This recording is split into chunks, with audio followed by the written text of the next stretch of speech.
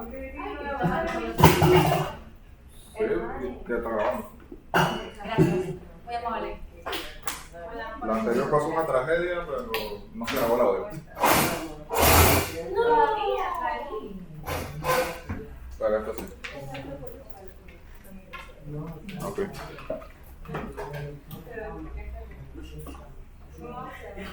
Yo no sé qué era tu primera familia. Literal. Me tiró un Victoria's Secret y no todavía. Te faltó él, Laura. ¿Qué tal él? Este Disney Channel. Ay, te faltó él. Sublime. Está bien. Te faltó Francisco.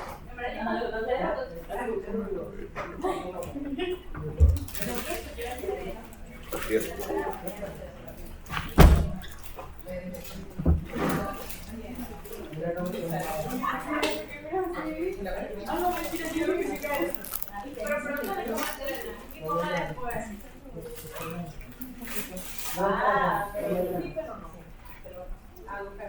¿Cómo sigues? Yo soy la historia. Ahora te siento para acá. Como para estar más cerca del medio. ¿Tú qué país es esa?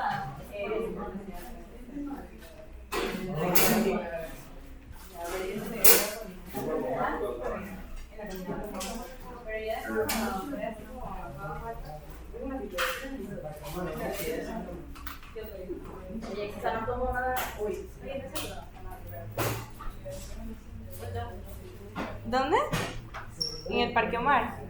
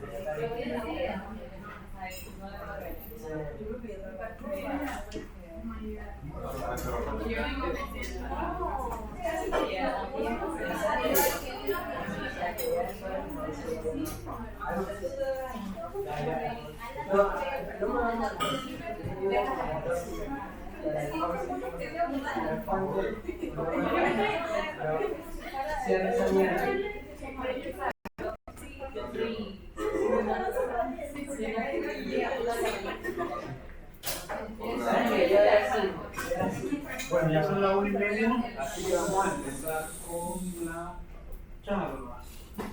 Es mucho gusto, yo soy el doctor Josué Guerra, yo soy médico intensivista, médico emergenciólogo, y el día de hoy vamos a hablar un poquito de dos charlas. Una, la primera que es el manejo del trauma, y la segunda que es un quemado. Y lo primero, para poder entender del manejo del trauma, tenemos que saber qué es trauma. Entonces el trauma ha sufrido una serie de definiciones o cambios en la definición a lo largo del tiempo.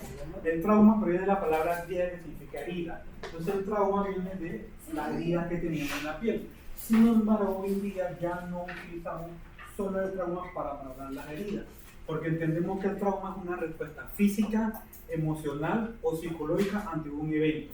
Quiere decir que nosotros podemos tener traumas psicológicos, traumas emocionales y traumas físicos. Por eso van a haber traumas en psiquiatría, van a haber traumas en psicología, pero también vamos a ver traumas, que es el trauma físico, que es el que vamos a ver en esta clase. Y el trauma físico entonces se define como una lesión tisular que ocurre de forma abrupta debido a situaciones violentas o accidentales que desencadena una respuesta en la eje hipotálamo hipófisis suprarrenal. ¿Qué quiere decir eso? Que el trauma físico es una lesión tisular que no va a producir cambios en nuestro cuerpo y que va a ser de forma abrupta. Entonces ese es el trauma que nosotros vamos a ver hoy. Este trauma, el trauma físico, lo vamos a ver en cirugía, lo vamos a ver en urgencia, lo vamos a ver en UCI y vamos a ver la importancia que es el manejo del trauma desde que ocurre el trauma hasta que llega a la unidad de cuidados intensivos. Porque realmente el trauma, la valoración más importante es atenderlo en el lugar y antes que llegue a la unidad de cuidados intensivos. Entonces para eso existe este curso, ATLS. ¿Alguien había escuchado esta sigla alguna vez? ATLS. ATLS significa Advanced Trauma Life Support. Y ATLS son las guías o las normas o el programa que utilizamos para poder manejar el trauma. Y el mismo programa se utiliza en Estados Unidos, como se utiliza aquí en Panamá, como se utiliza en Inglaterra, como se utiliza en Pakistán, porque todos utilizamos el mismo sistema en el programa de ATLS. Y ATLS tiene su origen en el Dr. James Sigler. El Dr. James Sigler era un ortopeda que en 1978 él era piloto y decidió volar su avioneta por las montañas de Nebraska. Él iba con su familia, que estaba compuesto de su esposa y sus 4 hijos. Ese día había una tormenta y lastimosamente se accidentó y se precipitó sobre las montañas. Y así quedó su aeronave. Esta aeronave del Dr. Sigler fue otro real en 1978. Su esposa murió en el accidente y sus 4 hijos salieron bastante lastimados. Él lo fueron a buscar en la ambulancia y lo llevaron al hospital Memorial de Nebraska, donde él en urgencia pudo observar cómo atendieron a sus 4 hijos que estaban lastimados. 2 de consideración, 2 de no tanta consideración. Y él vio cómo cada médico manejaba a su hijo de una forma diferente. Y él, en el transcurso de que le estaban viendo, se preguntó por qué cada médico que iba, cada equipo manejaba a su hijo de una forma diferente, si probablemente su hijo tenía lesiones muy parecidas. Entonces, después de eso, sus 4 hijos sobrevivieron, 2 sobrevivieron con muchas secuelas y 2 sobrevivieron con menos secuelas. Y él se propuso hacer una idea. Vamos a estandarizar el manejo del trauma para todos los pacientes, de todas formas que pacientes que vengan con trauma, todos se puedan manejar de la misma forma. Y por eso surge el concepto de ATLS. En 1980 aparece, propone al Colegio Cirujano, al Colegio Americano de Cirugía, producir un manual o un libro que pusiera todas las directrices del manejo del paciente con trauma desde que el paciente llega al servicio de urgencia, y aparece ATLS, que es Advanced Trauma Life Support, 1980, primera edición. Hoy en día ya vamos por la 11ª edición. Esta es la edición más actualizada y es la que va a venir, o la que vamos a traer en la charla, que es 2025, la edición del año pasado. Entonces hemos tenido muchos cambios desde 1980, pero seguimos haciendo nuestro algoritmo para el manejo del paciente con trauma. ¿Y qué significa eso? Que el paciente con trauma se va a manejar aquí, igual en Panamá, la ciudad, como cuando vayan al 2º año en el interior, en Chiriquí, en Coclé, en Coló, en donde sea, el trauma se va a manejar igual, porque vamos a seguir estas directrices de ATLS. Entonces, lo primero que hay que conocer cuando vamos a ver el trauma es la cinemática del trauma. ¿Y qué es la cinemática del trauma? La cinemática del trauma son las fuerzas que están involucradas en el trauma y que van a producir las lesiones. Porque si nosotros no entendemos la cinemática del trauma, no vamos a entender qué pasa con el trauma. Entonces, por eso la cinemática es importante. Y la cinemática se basa en, ¿se acuerdan cuando estaban en la escuela, cuando estaban en física y hablaban de estas ecuaciones que hablaban que la energía cinética es igual a la masa por la velocidad al cuadrado entre 2? Pues esto es lo que explica, para eso es que se explica ¿Por qué la energía cinética se transforma y por qué depende de la masa y la velocidad? Mientras más velocidad o más aceleración tenga un objeto, mayor energía cinética va a producir y esa energía cinética va a hacernos más daño a nosotros. Porque lo que nos daña a nosotros es la energía cinética del trauma. Entonces, por eso es importante, cuando entendíamos eso, a veces no le prestábamos atención, es importante entenderlo porque se aplica en la parte de la medicina. Y otra cosa que aplica son las leyes de Newton. ¿Se acuerdan cuando estábamos en física? Nadie quería, yo me acuerdo cuando estaba tan viejo, me acuerdo cuando estaba a su edad, que quería estudiar la ley de Newton y no la entendía, me parecía aburrida, pero tiene un origen. La primera ley de Newton es la ley de la inercia. ¿Y qué dice la ley de la inercia? Es decir, yo estoy aquí parado, me voy a mantener en reposo. Y si yo me muevo a una velocidad, si no hay nada que me detenga, me voy a mover a esa misma velocidad. Porque eso es importante entender, porque en el mecanismo de trauma nosotros vamos a estar o inerte o vamos a estar en movimiento. Y si no hay una energía que nos produzca o nos ayude o nos golpee para poder detener, nosotros vamos a seguir moviendo. Eso va a ser importante cuando vamos a ver la cinemática del trauma. Si este paciente, este conductor de bicicleta se choca y no hubiese ninguna energía, él quedaría flotándose para siempre. Pero lastimosamente tenemos la energía, la gravitatoria y la resistencia de la velocidad del viento. Y eso va a hacer que él vaya a caer, porque si no se mantendría volando eternamente. Es lo que pasa con los planetas que se mantienen porque no hay una fuerza que lo atraiga hacia el centro del Sol. Entonces la segunda ley de Newton, mucho más fácil, habla que la aceleración, la fuerza es igual a masa por aceleración. Entonces, mientras más aceleración tenga, mayor fuerza voy a tener, y mientras mayor fuerza voy a tener, mayor energía cinética voy a darle, y eso significa mayor lesión para el paciente. Entonces, esto es lo que va a explicar, y vamos a ver más adelante, que vamos a tener dos tipos de traumas, los traumas de alto impacto y los traumas de bajo impacto. Los traumas de alto impacto quieren decir que tienen una transmisión de energía cinética mucho mayor que producen lesiones mayores. Y los traumas de bajo impacto pues tienen mucha menos energía cinética, por ende su aceleración es mucho más baja o su masa es mucho menor. Y por último tenemos la tercera ley de Newton que habla que cuando nosotros realizamos un movimiento, una fuerza hacia adelante, siempre hay una fuerza contraria que se aplica al mismo lugar donde estamos haciendo la fuerza. Es decir, cuando Goku hace un Kamehameha, el Kamehameha sale hacia adelante, pero Goku recibe una parte de ese impacto. Ese es cuando ustedes disparan, una que ha disparado una pistola. ¿Ustedes alguna vez disparan una pistola? Cuando ustedes disparan la pistola, sienten la fuerza hacia el lado contrario. Esa es la tercera ley de Newton que habla de la magnitud. Por eso uno a veces va a ver situaciones donde uno le golpean el lado derecho y el trauma del lado izquierdo. ¿Por qué? Porque aplica esta parte de la energía. O sea, por eso es importante entender el concepto de la ley de Newton para entender, digamos, qué es lo que va a pasar. Y al final, entonces, vemos los mecanismos del trauma. Nosotros en el trauma vamos a tener tres grandes mecanismos de trauma. Los traumas cerrados, los traumas penetrantes y los traumas térmicos. Los traumas térmicos los vamos a ver en las clases siguientes porque son, digamos, diferentes a estos dos mecanismos.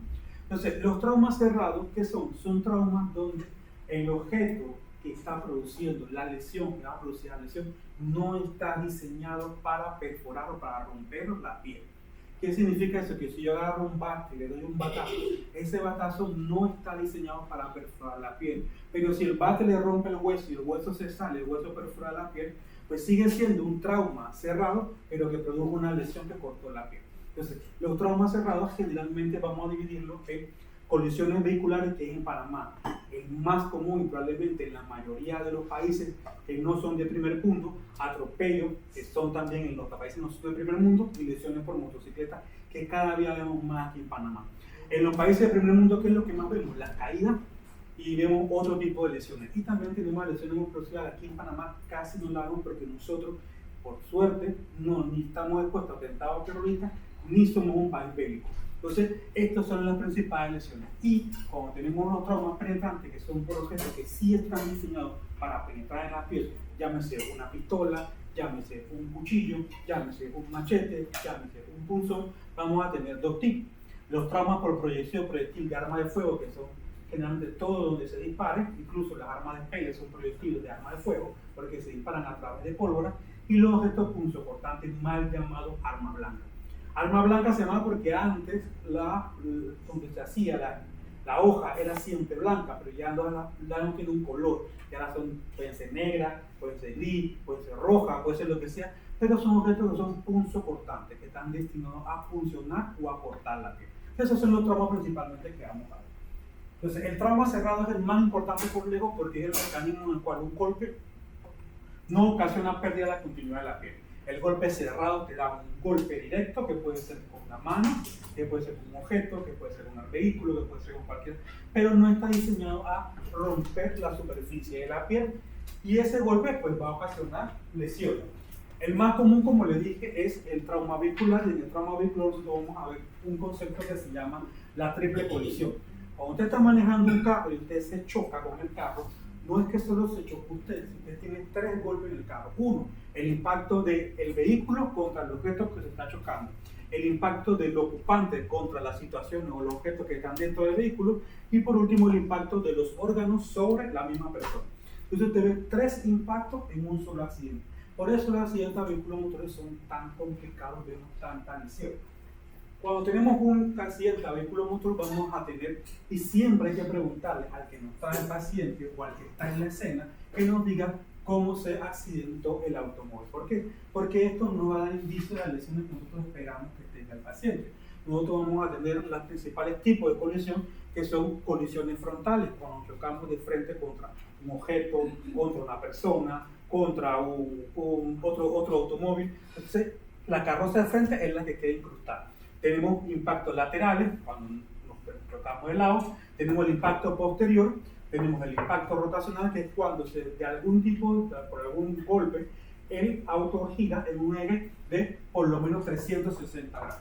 Para eso hacer un impacto rotacional, tiene que hacer una vuelta completa. Puede hacer 1, 2 o 3 vueltas, pero con que haga una ya sea un impacto rotacional. Y el vuelco cuando el auto baja en sentido de 180 grados. El auto se dobla hacia arriba, puede ser vuelco completo, semicompleto o puede ser más de un vuelco. Entonces así se divide. ¿Y por qué es importante? Porque cuando yo tengo las lesiones o el mecanismo de accidente, yo puedo sospechar cuáles son las lesiones que voy a encontrar. Si yo tengo un auto que se choca de frente contra lo que sea, contra un poste, contra otro auto, yo generalmente voy a tener 2 tipos de lesiones. Ese conductor que está manejando va a tener lesiones por arriba o hacia arriba o por debajo y hacia abajo. ¿Y de qué depende esta lesión? Principalmente depende de la presencia de cinturón de seguridad. Si el conductor no tiene cinturón de seguridad, va a salir hacia adelante y se va a dar contra el tablero, contra el tablero o contra el vidrio, y va a tener lesiones principalmente en el área de la cabeza, tórax y espalda y cuello. Si el paciente o el conductor, tiene un cinturón de seguridad puesto, el cinturón lo va a retener, lo va a jalar y el paciente probablemente va a terminar cayendo y se va a dar principalmente en el lado de las piernas, la espalda, pero también se puede dar en el tórax, pero menos frecuente. Por eso es importante preguntarle al paciente o al quirúrgico si tenía o no tenía cinturón de seguridad.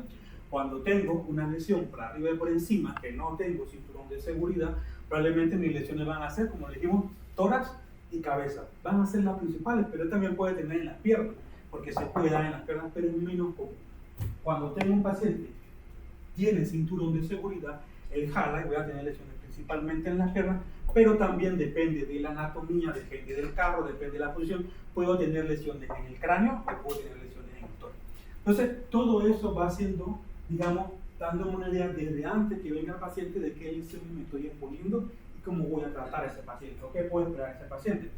Cuando tenemos impactos posteriores, podemos tener impactos que sean leves o impactos que sean mucho más fuertes, dependiendo de la velocidad a la que va. Cuando tú impactas posteriormente a una persona, generalmente el auto que está por detrás tiene mayor velocidad que el que está por delante. Entonces, cuando le pega, el auto que está adelante va a ir en la misma dirección que el auto que está detrás. O sea, entonces se va a ir primero hacia adelante y después, por la pérdida de la energía cinética, se va a detener y cuando se va a detener, entonces hace segundo momento. Cuando usted va hacia adelante, cuando va hacia adelante el carro, usted va hacia atrás. ¿Por qué? Porque usted lo está empujando con mayor fuerza. Cuando el auto se detiene porque pierde energía cinética, entonces usted va hacia adelante. Si usted no tiene el cinturón de seguridad puesto, usted se va a chocar con el tablero y con el vidrio. Si usted tiene el cinturón de seguridad, usted se va a jalar hacia atrás y eso va a traer lo que se conoce como el famoso síndrome de latigazo. Y es el mecanismo que se produce el famoso síndrome lateral, que es la hiperextensión del cuello. Por ir hacia atrás, hacia adelante y jalarlo nuevamente hacia atrás. Pero si yo no tengo cinturón de seguridad, probablemente tenga lesiones en la cabeza o en el tórax. Entonces, por eso es importante saber a qué atenderme o saber preguntar qué pasa en el mecanismo de trauma para entender qué lesiones puede tener o no ese paciente. Voy a tener los impactos laterales, que son cuando se pegan en algún lado de la carrocería lateral del carro, y generalmente este impacto se va a caracterizar porque tu cuerpo se golpea contra la ventana y las puertas del automóvil. Entonces vamos a tener principalmente golpes en el lado donde ocurre la lesión, o sea, un solo lado. Vemos que todo el lado derecho es el que está principalmente afectado y menos lesiones en el lado izquierdo.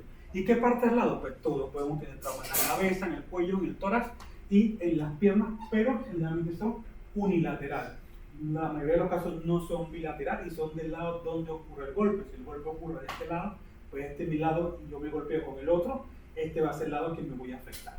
Entonces, tenemos los impactos, como le dije, rotacionales, que es cuando, ya sea de frente, ya sea posterior, ya sea lateral, pero el carro gira más de 360 grados o hace una vuelta, se conoce como impacto rotacional.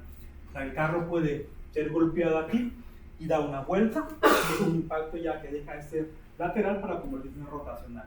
¿Y por qué es importante? Porque los impactos rotacionales, al rotar sobre todo el eje, las lesiones que encontramos pueden ser cualquiera. Entonces son lesiones que no sabemos a qué atender. Podemos tener lesiones cervicales, lesiones torácicas, lesiones abdominales, lesiones pélvicas. ¿Por qué? Porque el auto gira y usted se puede dar con el tablero, con la espalda, con la puerta, con el vidrio, con el techo. Entonces, por eso estos impactos es muy difícil predecir. Cuando te dicen el carro dio vuelta, pues tengo que prepararme mentalmente para un paciente que puede venir grave. Y por último tenemos el volcamiento. Y el volcamiento es aún peor que el impacto rotacional porque el carro gira en ángulos de 180 o 360 grados. Este es apenas en 180. Y el paciente, como ven ahí, se golpea contra todo lo que está ahí. Entonces este va a tener peor lesión si no tengo cinturón. Porque si no tengo cinturón, él pues baila prácticamente. Digo que rotacional es 180. No, rotacional es 360. El volcamiento es 180. Entonces, en este, si no tengo cinturón, me voy a golpear con toda la estructura. Y si tengo cinturón de seguridad, me voy a golpear con menos estructura porque no me voy a salir de donde está mi asiento. Entonces, este, igual que el otro, el rotacional, son situaciones cuando me dice, es un vuelco, usted le dice, es un vuelco, usted en su mente una vez entiende que este paciente puede venir con cualquier lesión, lesiones de cabeza, de tórax, de abdomen, de extremidad, y puede venir en muy mal estado, sobre todo si no tiene cinturón de seguridad. Entonces, al final del día, el cinturón de seguridad reduce el impacto del trauma en un 60-70%. Entonces, siempre es importante, cada vez que estamos en un vehículo a motor, tener cinturón de seguridad. Pero el cinturón de seguridad es colocarlo correctamente y se coloca a lo largo del hombro hacia la cadera. ¿Por qué? Porque si usted coloca el cinturón en la cavidad abdominal, usted puede tener lesiones de órganos abdominales como riñón, vaso, hígado y no lo va a ayudar. Entonces, por eso hay que tener un uso correcto del cinturón para poder tener un impacto real. Y nosotros también podemos tener lesiones producidas por el cinturón de seguridad. Cuando usted ve un paciente de trauma y ve esta marca que está aquí, esto se llama signo del cinturón de seguridad.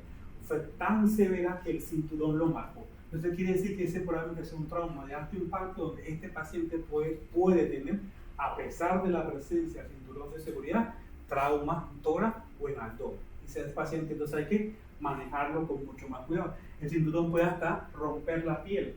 Imagínate tanta fuerza que el cinturón tuvo que jalarte que rompía la piel. Entonces son traumas de alto impacto. Cada vez que veo un trauma con lesión de cinturón, sé que es un trauma de alto impacto.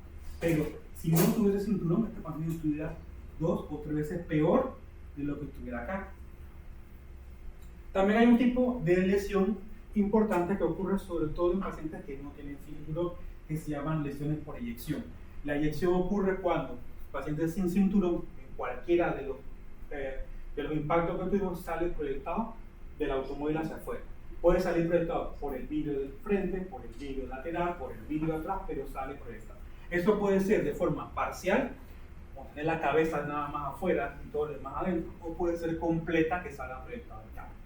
Cuando tienes un paciente que tiene una proyección, la mortalidad aumenta hasta 6 veces más y la lesión de verdad un 50% más. Entonces, como me dice, doctor, el paciente se chocó de frente, sin cinturón de seguridad y salió proyectado por el carro, pues ya yo sé que ese paciente va a tener unas lesiones muy severas con respecto a si no hubiera salido proyectado. Tenemos otro sistema que debemos preguntar que se llama bolsa de aire. Las bolsas de aire también son importantes y son sistemas que se encargan de absorber parte del impacto, sobre todo cuando se da el tórax contra el timón. Entonces, junto al cinturón de seguridad, la bolsa de aire y el cinturón de seguridad reducen la mortalidad en choque en un 60-70%. Eso quiere decir que si yo me pongo mi cinturón y tengo un carro que tenga un buen sistema de airbag, yo tengo mayor posibilidad de subir a un accidente que si no tuviese eso. Entonces, por eso es importante, porque reducen el impacto de las lesiones en tórax y en cráneo. Entonces, esta, juntado con la otra, estupendo. Si no las tengo, aquí en Panamá no hay una normativa que obligue a los automóviles a tener sistema de bolsa de aire, sí cinturón de seguridad.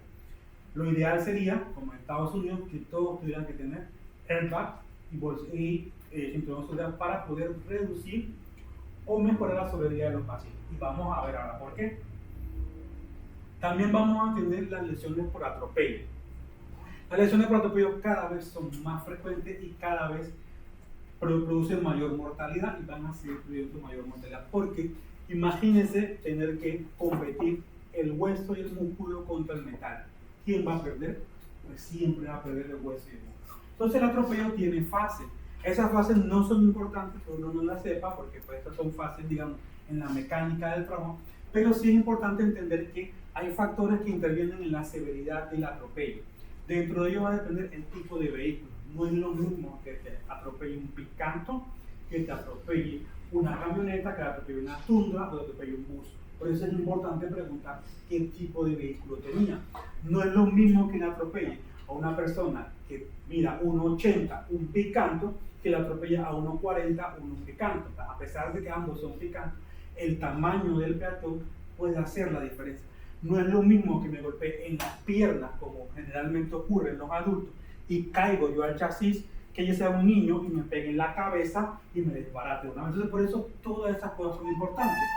La distancia a la que se enfrenta cada vez que uno atropella, generalmente, si uno atropella al peatón de frente, uno detiene el automóvil.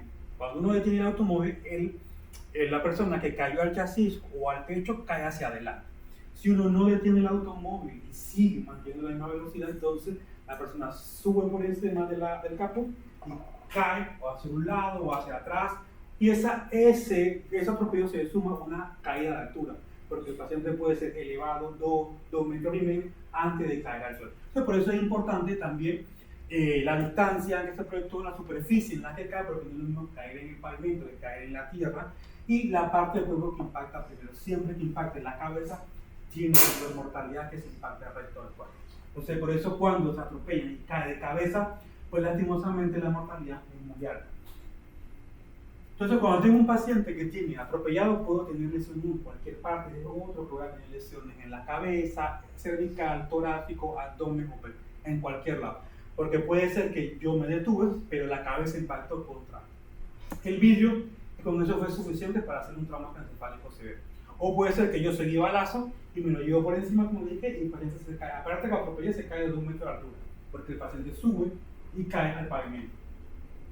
Como le dije, los niños son diferentes porque los niños son más pequeños y el carro generalmente le da el tórax en la cabeza. Entonces, por eso que los niños generalmente no sobreviven a los atropellos.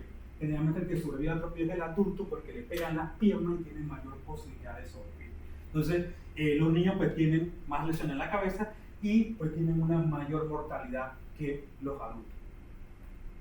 Y las lesiones en motocicleta, cada vez vemos más motocicletas, pues cada vez tenemos más lesiones, pues, y cada vez vemos más cosas terribles con la motocicleta. Tienen una elevada mortalidad, sobre todo si no se utiliza casco. Entonces el casco en ellos, como el cinturón de seguridad en los otros, son los que diferencian entre reducir la mortalidad o no. En esto depende de la imprudencia, pero el tener casco aumenta la supervivencia en un 1.5%. Entonces, por eso hay que tener casco.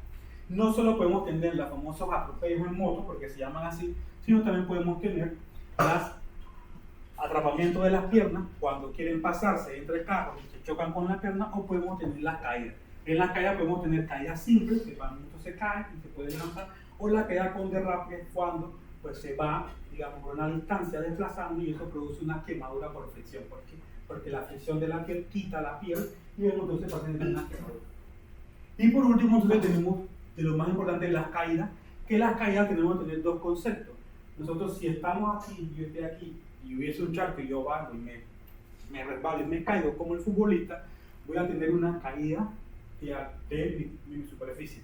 Generalmente las caídas, se llaman caídas, son bastante buenas, o sea, no me producen tantas lesiones y no deberían producirme mortalidad. Entre paréntesis. Y si yo vengo y me tiro por acá, o me caí o pasó algo, ya no tengo una caída porque no es sobre mis pies, sino tengo una precipitación. Las precipitaciones, dependiendo de la altura, van a tener peor pronóstico que las caídas, porque las caídas son sobre los pies de uno, mientras que las precipitaciones son de alturas.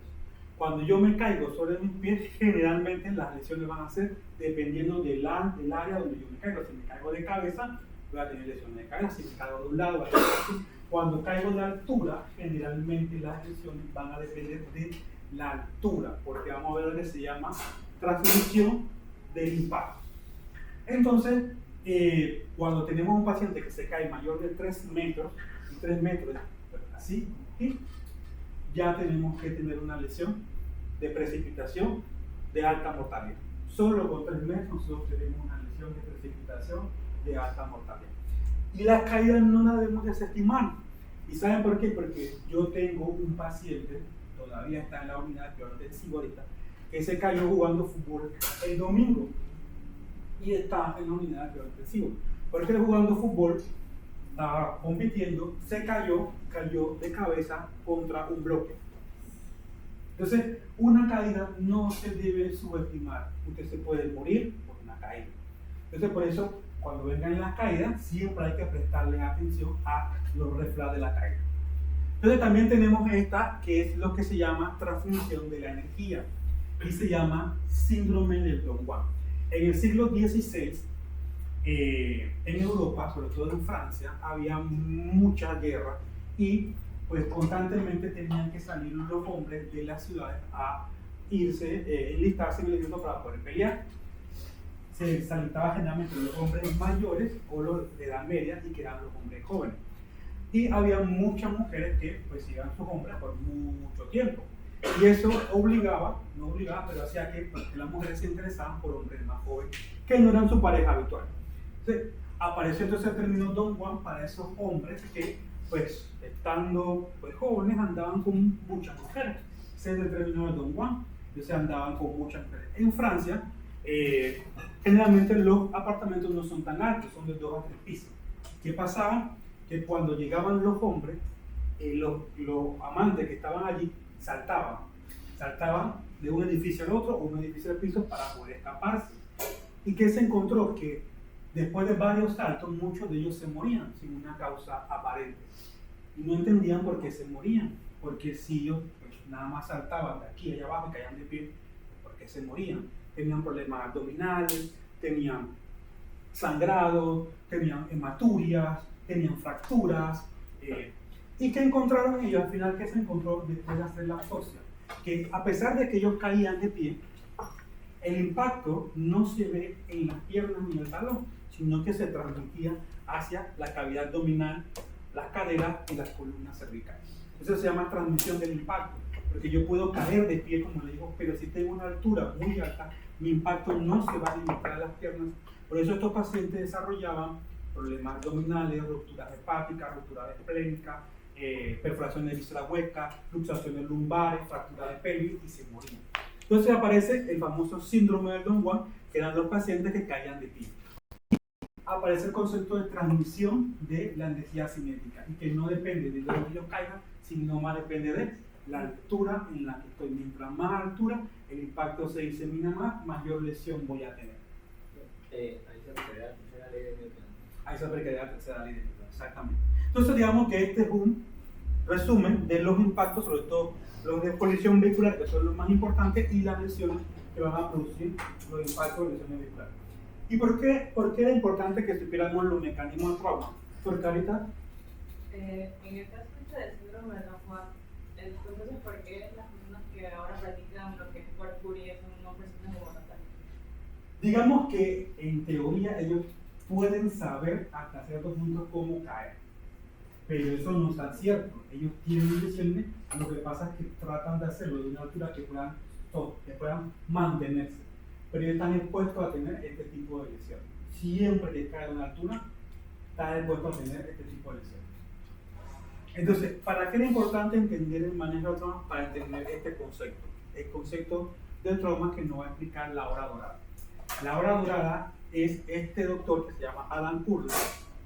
Él era un traumatólogo que se dedicó antes que el doctor Hansi a ver lo que dan los pacientes de trauma. Y dijo, pues nosotros pues, a veces no hacemos mucho por los pacientes de trauma, pero es porque el paciente de trauma pues, se muere muy rápido. Entonces vamos a tratar de buscar por qué se muere rápido el paciente y qué podemos hacer nosotros para que el paciente no se muera rápido. Y aparece el concepto de la hora dorada. Eso, junto con el manejo especializado, sientan las bases para ATLS.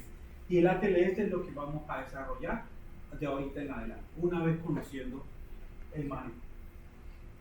Entonces, todo paciente de trauma, lo primero siempre que hay que preguntar cuando sepamos un paciente de trauma es el mecanismo del trauma. Ese es lo primero que hay que preguntar. Se atropelló, se chocó, se cayó, se precipitó, le dispararon, todo siempre. Hay que preguntar el tiempo transcurrido desde la lesión hasta que lo estamos viendo, y hay que preguntar también las condiciones de los otros involucrados, porque si yo sé que en el accidente hubo muertos, significa que eso fue una lesión de alto impacto y que el paciente probablemente pueda tener lesiones graves. Si yo sé que nadie se murió y que nadie salió grave, probablemente yo sé que es un accidente de baja intensidad. Tengo que buscar la evaluación al momento del trauma, como están los signos vitales, el estado de alerta y todo, para poder determinar esto que está acá, clasificado traumatismo como alta o baja energía. Porque los traumatismos de baja energía generalmente no van a tener lesiones tan graves como un traumatismo de alta energía. Y eso ATLS nos dice cuáles son los que son de trauma, que lo vamos ahora, alta y baja energía. Entonces el doctor Kurle estableció esto, que se llama distribución tripolar de la muerte en trauma. ¿Y qué significa esto? Significa que vamos a ver los 3 puntos donde se muere lastimosamente el paciente de trauma. El paciente de trauma mayor se va a morir inmediatamente el 50%. Hagamos lo que hagamos, se va a morir el 50%. Si el trauma ocurriera y estamos en el hospital aquí y me disparan en la cabeza, me voy a morir igual que si me disparan en la cara. O sea, no hay forma de que yo sobreviva a eso. Entonces, él dice, en estos pacientes que están aquí, por más que nosotros hagamos, no lo vamos a salvar. Por eso, esto que está aquí se combate con prevención. Si usted está borracho, no maneje. Si usted maneja, póngase su cinturón de seguridad. Usted va a manejar un carro que tenga airbag. ¿Por qué? Porque la única forma de evitar que las personas se mueran en este pico es la prevención. Ese paciente que por alguna razón no se murió aquí, pero sobrevivió al trauma, ya vamos a ver por qué sobrevive, en la primera hora se va a morir el 30% del que quedó vivo. Doctor, pero es que el 80% se muere en la primera hora. Sí, el 80% se muere.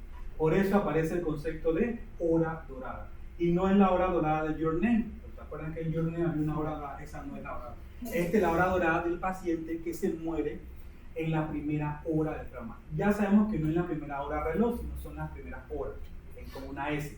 ¿Cuántas horas? Pues depende del trauma, pero son en las primeras horas.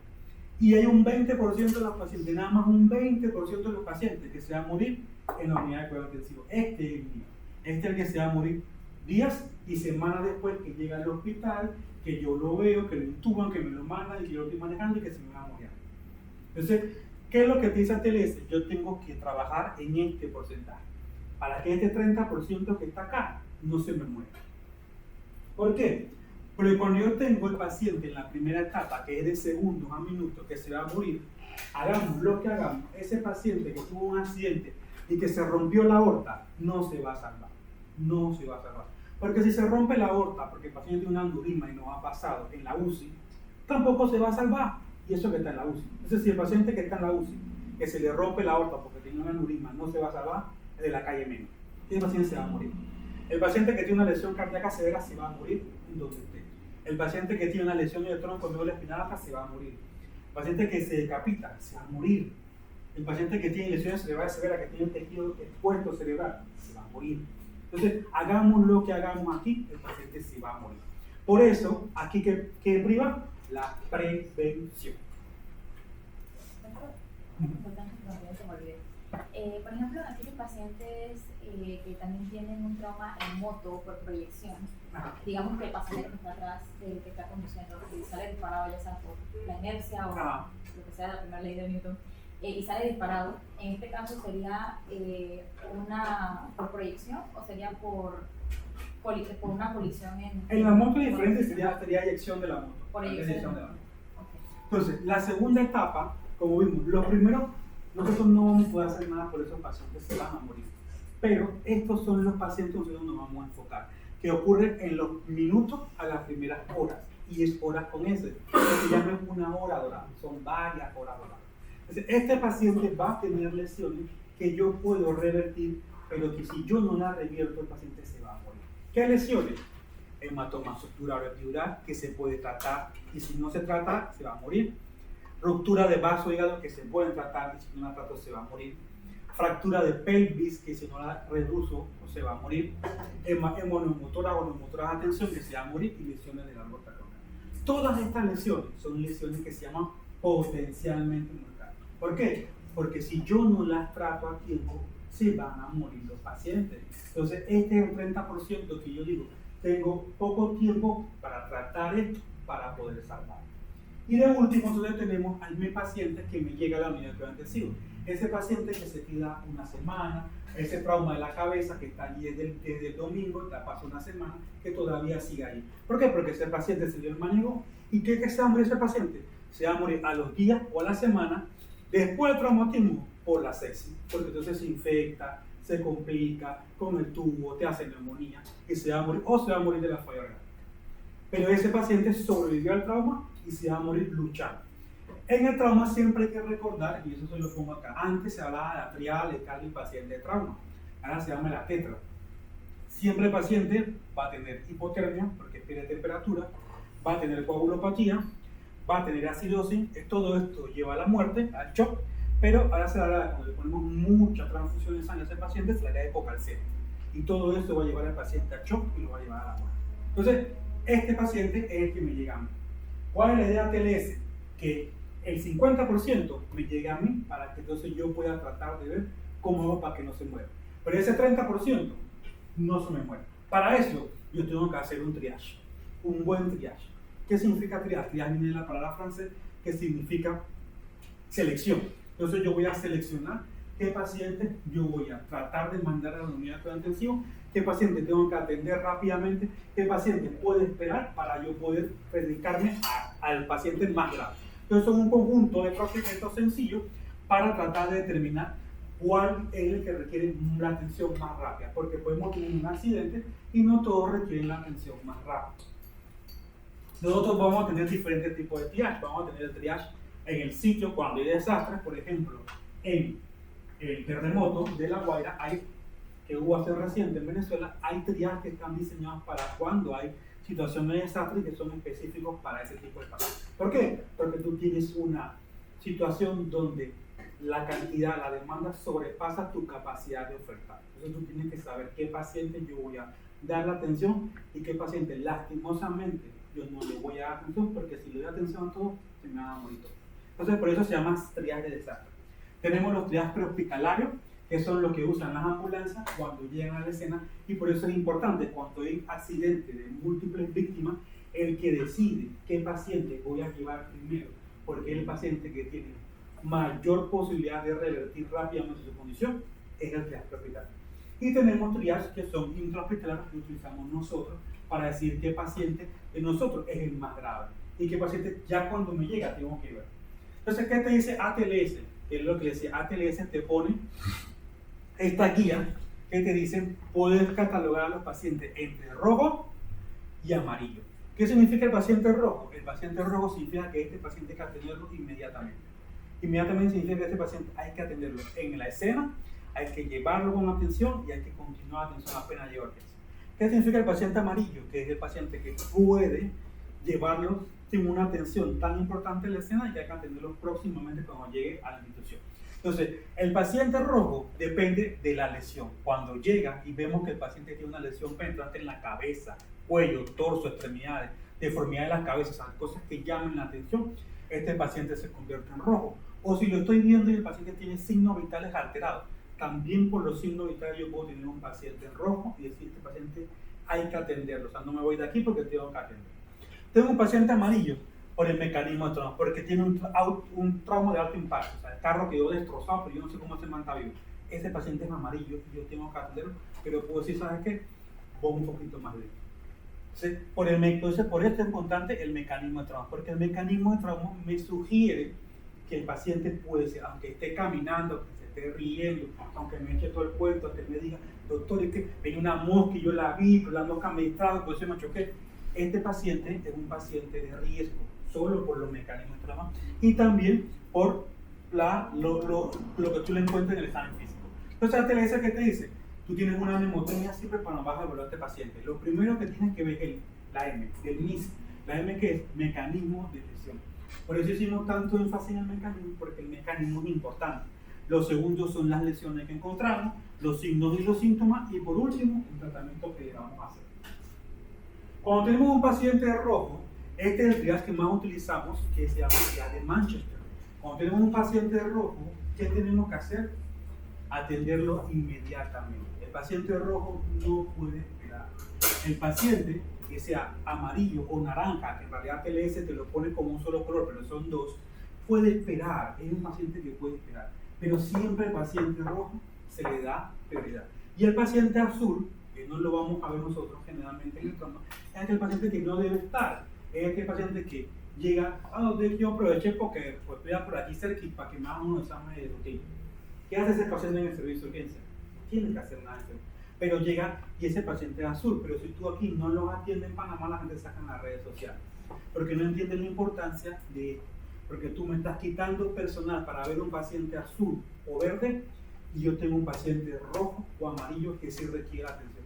Y ya estamos viendo que si no me retraso en la atención significa mayor mortalidad del paciente. Por eso no me quiero retrasar. Entonces, una vez terminado esto, entramos en el capítulo 2 de ATLS, que es el capítulo más importante que tenemos que saber. En la parte anterior, yo he escuchado historias a veces de que no, tenía un familiar que quedó con un dolor abdominal horrible, no sé qué, no, y lo dejaron ahí esperando, y cuando vas a ver que tenía una ruptura, o sea, cosas así, pues como que se dejan pasar, supongo que por la sintomatología.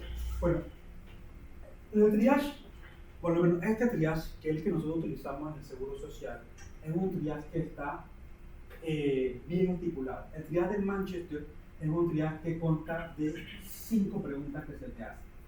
Cada pregunta va destinada a determinar el grado de red flag que tenga el paciente. Y en base a las 5 preguntas, que va a variar, porque la primera pregunta es tu edad. Ya con la edad uno sabe que los pacientes jóvenes tienen menos que los pacientes adultos.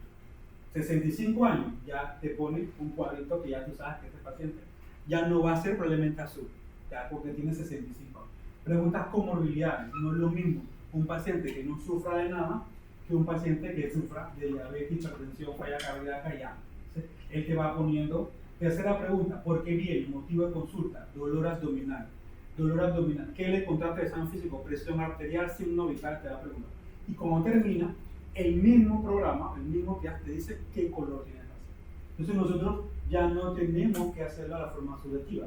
Tú puedes tener mucho dolor, y es cierto, pero si tu dolor en realidad es porque tienes una uña encarnada, no se puede comparar, no va a ser nada para que tú seas rojo, ¿entiendes? Aunque te duela mucho. No, yo tengo mucho dolor, doctor, porque tengo un cólico. Sí, los cólicos dan mucho dolor, pero tu cólico, ya sea porque tienes una piedra, porque tienes lo que sea, no se va a resolver porque yo te atienda más rápido, ¿me entiendes? de que se va a morir el que tiene el infarto, el que tiene dolor en el pecho, el que tiene un SEO. Entonces, por eso el triage de Manchester está diseñado en base a 5 preguntas que son objetivas. Obviamente tienes una computadora para poder decirte que tú no juzgues, o sea, nosotros no juzgamos ya quién es rojo ni quién es verde. El triage nos dice, tú eres amarillo y tienes la piel enterrada. ¿Cuánto? 60 minutos. Y te dice, tú eres azul, tienes que ir a una policlínica. Pero aquí, si tú le dices a la persona que es azul, te pones brava y te sacan la tendencia. Entonces, por eso el triage de Manchester es el mejor. Este mismo triage lo usamos en Punta Pacífica, que mismo usamos el triage de Manchester. No sé en los otros hospitales, pero yo no trabajo en eso, pero en Punta y en el complejo usamos esto que está estandarizado y sistematizado. Entonces, ya sabemos cuál pues, es el que tiene. No sé si quedó alguna duda. Entonces, ATLS te dice, capítulo 2, que es el más importante, cuando tienes un paciente con trauma, ¿qué voy a hacer con ese paciente? Ya me sé qué le pasó, ya sé el cuento, ya sé que se chocó, ya sé que es rojo, pero ahora ¿qué voy a hacer yo con ese paciente? Me lo ponen ahí, me lo tiran y me dicen, bueno, doctor, haga algo, usted lo conoce, donde hay un médico que me venga a ayudar. Y esto me pasó cuando yo era interno, veía al paciente, yo intentaba San Tomás, que veía los traumas y yo te quedaba, ¿qué hay que hacer? ¿Qué hago con este paciente? O sea, para no quedar así, ATLS te dice qué tienes que hacer. Entonces, estos son los 9 pasos que yo tengo que hacer con el paciente. 1, siempre tener una preparación. ¿Qué significa una preparación? Ahorita lo vamos a ver. Segundo, siempre hacer un correcto triage, que ya vimos el triage. Después hacer lo más importante que vamos a ver nosotros, que se llama la revisión primera, que es el famoso ABCD. Después la reanimamos, en teoría esto va conjunto, pero pues lo ponemos así para que se pueda entender mejor. La revisión primaria, la reanimación, después hacemos lo auxiliar a la revisión primaria, después hacemos la revisión secundaria, lo auxiliar a la revisión secundaria, la reevaluación y después lo ponemos a los peores definitivos. ¿Cuáles son los peores definitivos? Pues que el paciente vaya para el salón de operaciones si tiene que ir, o que vaya para la unidad de cuidados intensivos si tiene que ir, cualquiera. Este es el algoritmo normal. Entonces, ¿qué decimos que es lo primero? La preparación. ¿Y qué es la preparación? Nosotros estamos preparados para recibir a ese paciente. Entonces, si el paciente le ocurrió un accidente aquí, tiene que ir a la Ciudad de la Salud, que está cerca, ¿qué tienen que hacer los paramédicos? Notificar al hospital receptor del paciente. Si lo van a llevar a San Miguel, que está aquí cerca, notifique. Porque si usted no notifica y yo estoy haciendo otras cosas y me llega un variado, ¿qué voy a hacer? ¿Cómo me corre? ¿Soy un caos? Entonces, siempre lo primero es la preparación. Después viene lo que es el ABC, que lo hace en la escena. Por eso es importante, pero lo primero es notificar. Si estoy en el hospital y me llaman que me va a venir un paciente, ¿qué hago yo? Me preparo. Preparo mi equipo, preparo mi material, preparo mi persona. ¿Qué le pasó? Doctor, le dispararon en el tórax. Busco tubos pleurales, busco sutura, busco monitores, busco sonda, busco los rayos X. ¿Por qué? Porque voy a necesitar radiografía. Oye, mira, hay un paciente que le dispararon en el pecho, necesito que esté aquí para tomar la placa. Todo eso es importante. Busco mi bata, busco mi guante. Cada día hay más pacientes con HIV. Cada vez nosotros tenemos que protegernos del contagio. Entonces, siempre nos olviden las medidas de barrera de protección universal. Entonces, tengo que hacer todo. Por eso les digo que lo más fácil que queda es notificar. Y adivinen que eso es lo más difícil. Porque los paramédicos llegan y no te notifican. Y cuando llega el paciente, pues tú estás haciendo otras cosas, traes otro paciente y tiene el correcto que te llegue un robo. Amén, gracias que nosotros no vemos tanto pacientes de trauma, por lo menos en el seguro. Se llama en Santo Tomás. Lo segundo ya el triage, ya lo vimos. Entonces, hacer el triage. Y lo tercero, entonces, vamos a hacer lo más importante para nosotros, que es la revisión primaria. ¿Qué es la revisión primaria? Vamos a identificar las situaciones que amenazan la vida de este paciente. Vamos a tratarla en función de las lesiones y del mecanismo de trauma que sufrió y vamos a evaluar de forma rápida y eficiente.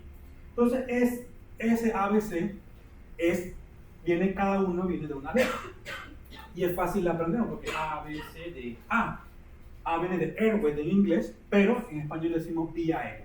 Pero cada vez más ATLS está integrando cosas. Entonces se pone vía aérea con control de la columna cervical. Ya no es solo vía aérea, es vía aérea con el cuello. Entonces ahora sabemos que cabeza y cuello va junto en la A. Entonces yo reviso lesiones de la cabeza y del cuello que pueden matar a mi paciente. Después paso a la B. ¿Qué dice la B? Respiración y ventilación, que es breathing en inglés, pero agregamos la ventilación. Vemos la C, que es circulation, pero ahora se llama circulación y control de hemorragia. Siempre ATLS le agrega algo más, pero mantenemos la misma mnemotecnia. La D, déficit neurológico, es facilita. Y la E, exposición y control ambiental, prevenir hipotermia. Cada vez ATLS le agrega más cosas, pero sigue siendo el mismo concepto. Entonces, ese es el ABCD y es lo que vamos a desarrollar ahorita. Sin embargo, ATLS en la edición 11ª, que era el 2025, hace un cambio y aparece el XABCD. ¿Y por qué aparece el XABCD? Porque ATLS te dice, y nosotros lo hemos vivido, y ustedes también probablemente hayan visto o hayan escuchado de esta historia. Cuando hay pacientes que tienen sobre todo pérdida de extremidades, el paciente tiene algo que se llama una lesión externa exsanguinante. ¿Qué significa eso? Si usted le cortan la mano ahorita, las arterias de las manos probablemente en unos 5 a 10 minutos me exsanguinaban completamente. Entonces yo tengo que tener ese sangrado. ATLS va de una forma ordenada de buscar las lesiones que te van a matar. Primero una lesión de vía aérea. Si yo no respiro, me voy a morir por hipoxia, ¿verdad? Sí, entonces por eso buscamos primero la vía aérea. Pero si yo me estoy desangrando, cuando yo llegue a la C, que es para el control de la hemorragia, el paciente se murió porque ya se desangró. Entonces por eso que dice ATLS, en pacientes que tienen lesiones exsanguinantes, sobre todo en extremidades, que se han amputado, usted inicia por el control de la hemorragia externa y después hace todo lo demás. Entonces, nosotros tuvimos un caso aquí, yo no sé si ustedes lo recuerdan, en el 2018, de un médico que trabajaba en el hospital Nicolás Solani, y él, cuando venía del hospital para acá, en Loma Cobá, sufrió un accidente y perdió la pierna. Esta es la foto del médico, perdió la pierna, es un médico general, y él allí estaba pidiéndole a la gente que por favor le pusieran un torniquete, y nadie le puso un torniquete y él se murió desangrado. Entonces, a partir de eso, aquí en Panamá surgió la ley de buen samaritano, que es una ley ya de la República y que pues, nosotros en teoría estamos obligados a brindarle servicio. Si este paciente hubiera tenido un torniquete, adivinen qué, hubiese salvado. Si este paciente, yo le hago el ABC, yo busco la vía aérea, voy a asegurar la respiración, cuando yo llego a la C, este paciente va a estar o muerto o en rumbo a morirse. Por eso ATLS te dice, en este paciente que tuvo una lesión externa sanguinante, yo voy primero a atender la lesión externa. Es el único paciente. Y cuando vemos estas lesiones, miren esta lesión, que casi hay una amputación parcial de la pierna, no está sanando. ¿Por qué? Porque aquí hay un torniquete. Entonces, este torniquete nos puede salvar, puede ser la diferencia entre la vida y la muerte en estos pacientes. Y por eso ATLS el año pasado hace el cambio. Entonces, el XABCD solo es en pacientes con lesiones en extremidades graves. El resto de los pacientes, ¿nosotros qué vamos a hacer? Siempre el ABCD. Entonces, ¿qué es el A? La vía aérea. ¿Qué es la vía aérea? La vía aérea es todo esto de la boca hasta los pulmones que me llegan el aire.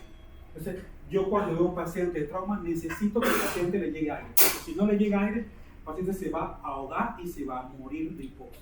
Entonces, yo necesito que le llegue aire.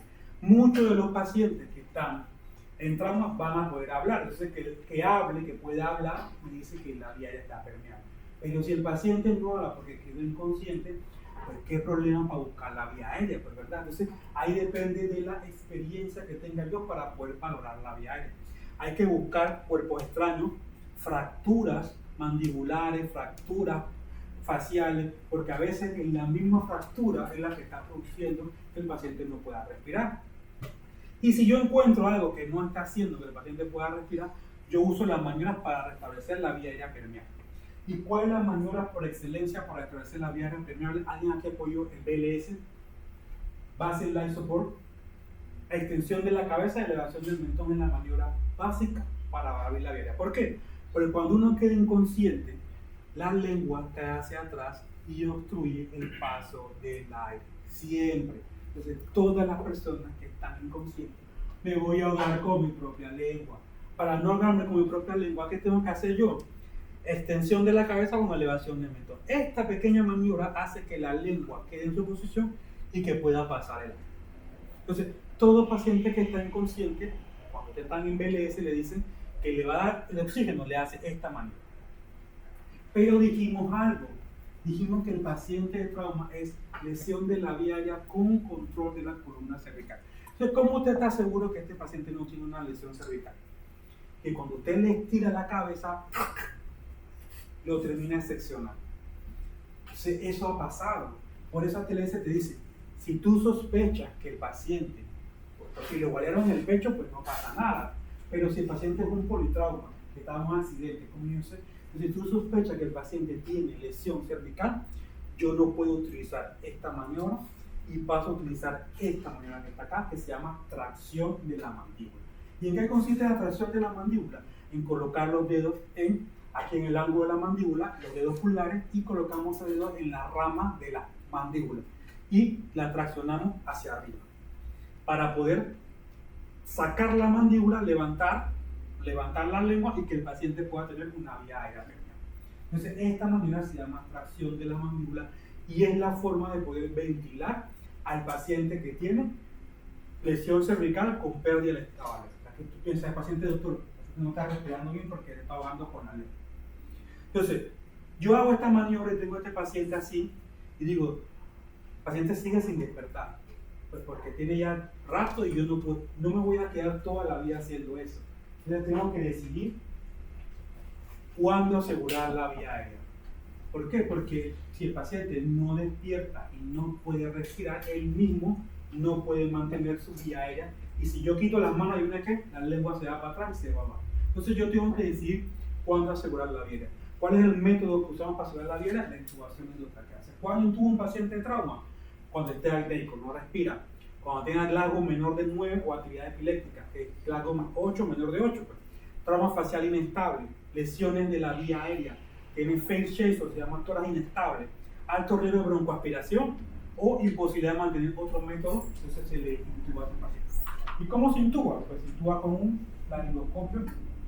Este más me está dando por ahí no la regla. Porque la vez pasada me dio problemas también.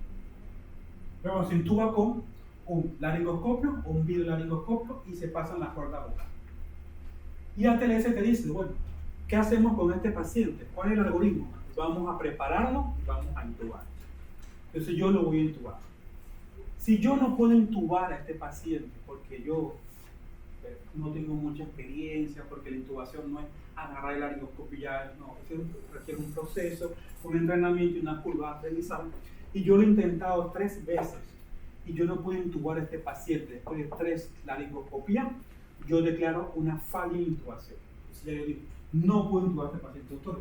Pero entonces, si no se puede intubar al paciente, el paciente no puede respirar, ¿qué hacemos con ese paciente? Bueno, ATLS te dice, bueno, pues tienes otra medida que puedes hacer, que se llama máscara laringea. Tú le colocas a este paciente una máscara laringea, con eso lo tratas de ventilar. Tú dices, bueno, doctor, pero es que intenté 3 veces y no le pude colocar la máscara laringea porque no sé cómo usar eso, yo lo metí a revés, whatever, no podía pasar. Entonces, ¿qué pasa? Yo declaro una falla en la ventilación y la oxigenación y tengo que hacerle una cricotiroidectomía, una cirugía a ese paciente. ¿Esa cirugía dónde se hace? Pues se puede hacer en la escena si el operador la sabe hacer y si no hay que llevar al paciente a hacer otras operaciones para hacer la cricotiroidectomía. Entonces, esto es el algoritmo para poder manejar la vía aérea. Entonces, eso es lo que debe conocer cualquier persona que maneja inicialmente el trauma. Entonces, este es el método, esto es la máscara laringea. La máscara laringea no es más que como una máscara que tiramos acá, pero diseñada para la laringe conectada con un tubo. Entonces, eso yo lo meto a ciegas, sin un videolaringoscopio, sin nada. Yo le abro la boca al paciente, le meto la máscara laringea y llego aquí y lo ventilo. Parece fácil, pero no es así en la vida real. ¿Por qué no es así? Porque eso depende de las secreciones, depende de la lengua, depende de la anatomía, depende del tamaño de la máscara. Entonces, no es tan sencillo y aunque parezca sencillo, no lo es. Entonces, y la máscara no siempre queda así, queda abierta por acá, mete un poquito. Entonces, es bastante complicado. Pero esa es la idea de decir, bueno, pues no lo puedo intubar. Abre la boca, mete la máscara hasta que venga una persona que pueda intubar. Otra opción que tenemos es esta, que no te la dice ATLS en la última edición, pero que existe, que se llama intubación retrógrada. ¿Alguien aquí vio la serie de PIC? En la serie de PIC aparece esta intubación. ¿Qué es la intubación? Tú agarras y le pones una aguja por aquí, por la tráquea, se la metes hasta que sale aire. Cuando sale el aire, ¿dónde tú estás? En la tráquea, en el espacio. ¿Qué haces tú? Le metes una guía por ahí y le sacas la guía por la boca. Y después, a la guía que está por la boca, le metes el tubo endotraqueal y lo jalas hasta acá. Entonces tú dices, se llama intubación retrógrada porque se hace como una guía. ¿Esta intubación la hacemos? Sí. ¿Cuántas hemos hecho? Yo he hecho 3. ¿Fácil es? No, es bastante difícil. Eso no es que sea la mejor opción, pero sí es una opción. Y por último, tenemos la cricotireotomía, que también te la recomiendo, que esta sí requiere preparación. Esta no es tan sencilla como esta que la podemos hacer claramente la mayoría.